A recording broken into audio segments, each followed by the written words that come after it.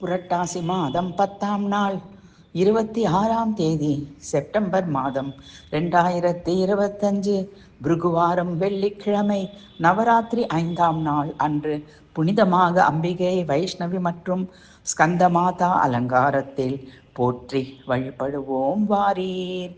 அன்னம் கிளி போன்ற பறவை வகை கோலம் வரைந்து அம்பிகையை வழிபட வேண்டும்.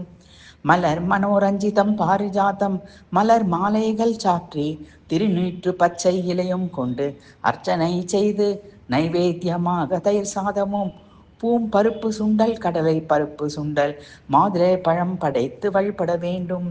இந்த நாளில் அம்பிகைக்கு சிவப்பு நிற புடவை அணிவித்து அலங்காரம் செய்ய வேண்டும்.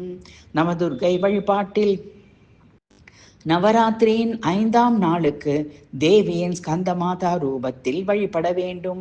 வைஷ்ணவி தேவி சங்கு சக்கரம் கதை வில் பொற்கரங்களில் ஏந்தியவளே, கருடன் வாகனத்தில் அமர்ந்து விஷ்ணு ஸ்வரூபமாக அபூர்வ தரிசனம் தருபவளே, துன்பங்கள் நீங்கி குறைவில்லா செல்வத்தோடு பேரின்ப மோட்சம் கிடைத்திடுமே. ஓம் ஷியாமவர்ணாய வித்மஹே சக்கரஹஸ்தாய தீமஹி தன்னோ வைஷ்ணவி பிரச்சோதயாத் என்று மந்திரம் சொல்லி தியானித்து பணிந்திடுவோம்.